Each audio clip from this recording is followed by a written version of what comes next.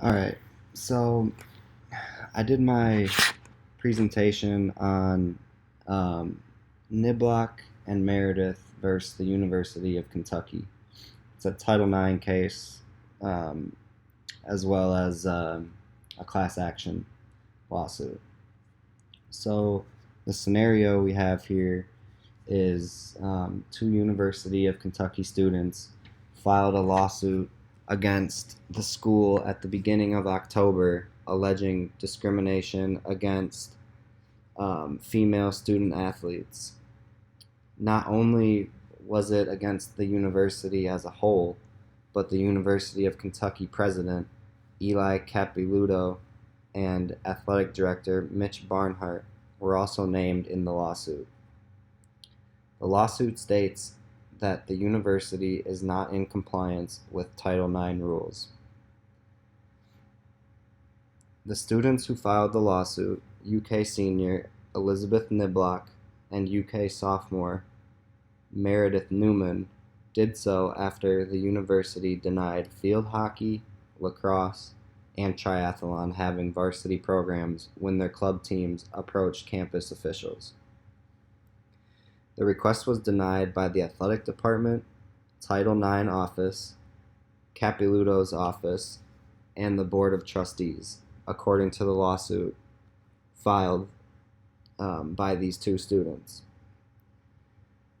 The two female students' lawyers, Newkirk Zwagerman, stated that this was the last resort to file the lawsuit. He said the only choice UK left them was to either shrivel up in the corner or fight. They chose to fight, and the only mechanism they have to fight is to file the lawsuit. According to the lawsuit, UK has not added a sport during Barnhart's tenure, despite a self-study in 2004 in which a committee suggested the university should expand athletic opportunities for women. These women are not asking for special treatment, said Zwagerman. They are merely asking to receive the same opportunities to be able to play, receive scholarships, and all the benefits that come along with being a Division I student athlete at Kentucky.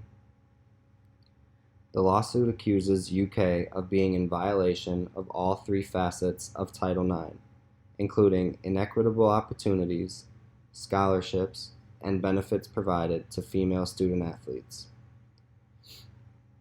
Niblock stated, "Once I started to learn facts about how many females were left out of scholarships because of this non-compliance and how girls were not given as many sport opportunities as they should be getting, I got drawn into it more and wanted to hear more and more facts. I felt like if I could do something to help make this issue right, then I'll do anything I can."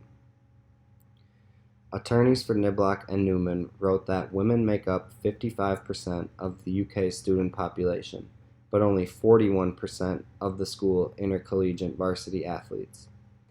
The lawsuit also alleges that UK provides its male students with more athletic opportunities.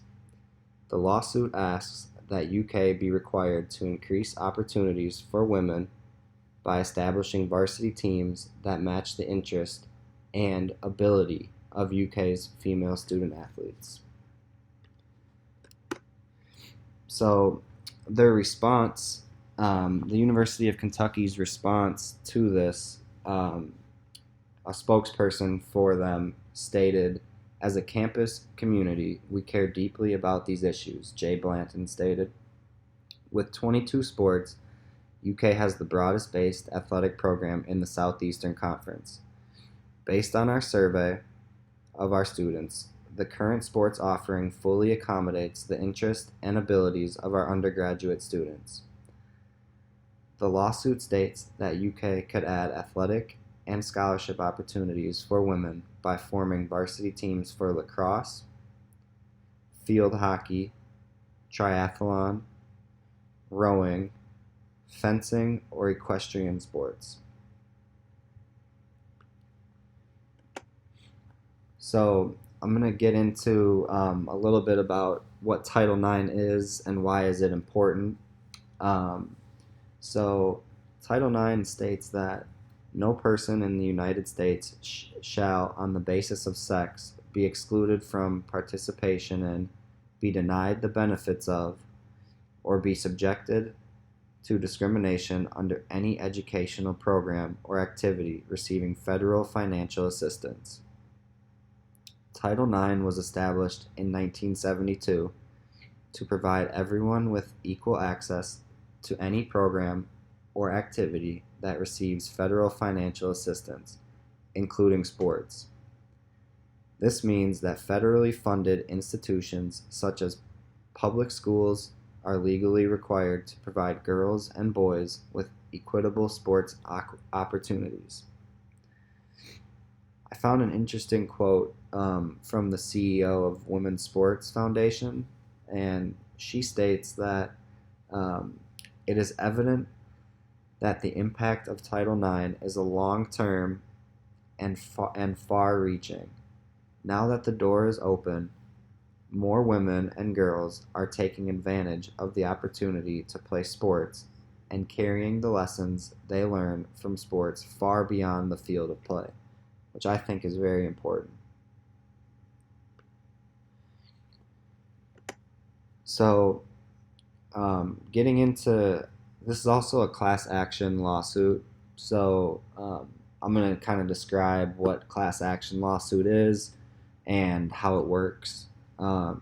So, in a typical class action, a plaintiff sues a defendant or a number of defendants on behalf of a group or class of absent parties.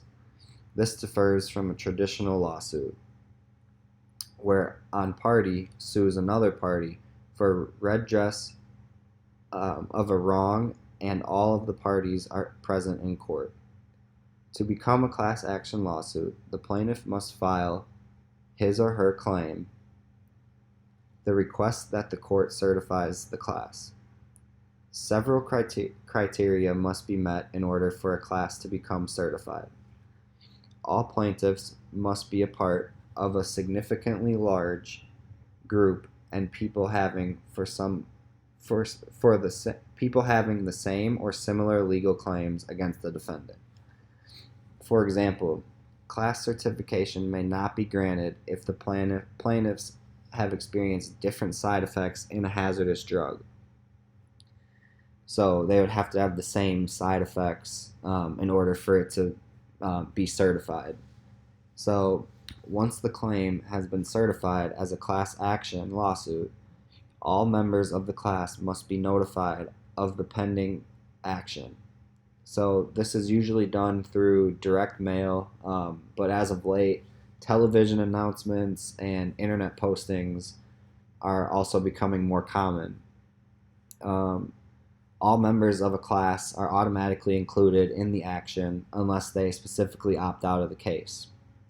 So once the recovery amount is decided by the court in a class action lawsuit, it must be divided among all of the plaintiffs.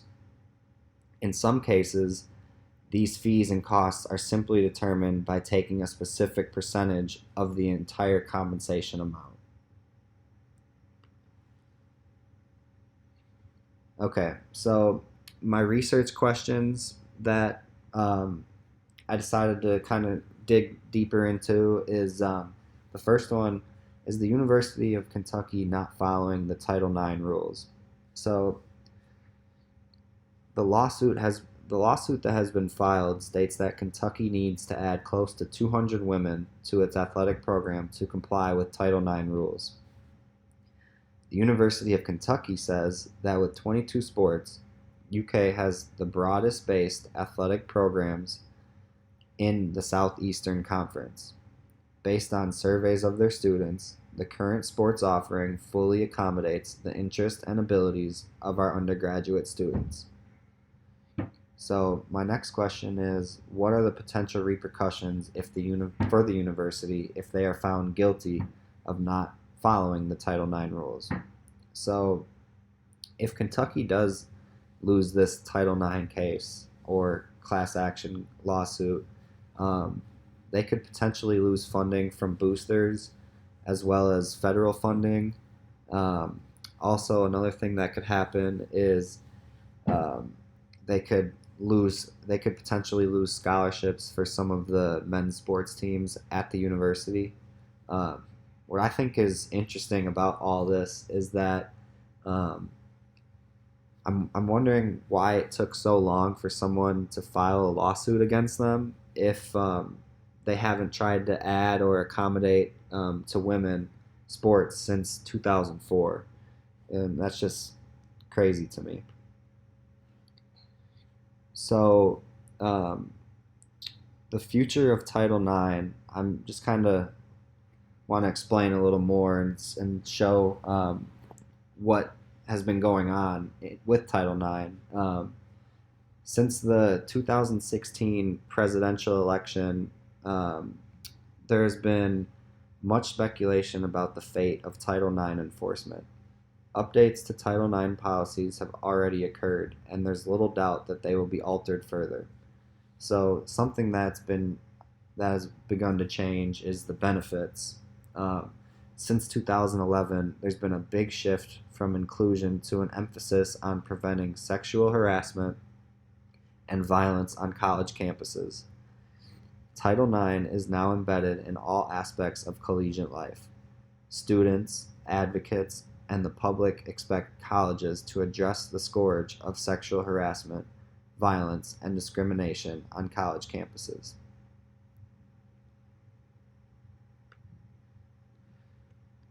So these are my references here. Um, and this case was really interesting to kind of dig deeper into because it's good to be knowledgeable about recent cases that are going on. Especially, I have a sister who plays college sports. She plays softball, and just kind of good to learn and keep up with Title IX and see the changes and what goes on with that. So that's the rest of my presentation, and thank you very much.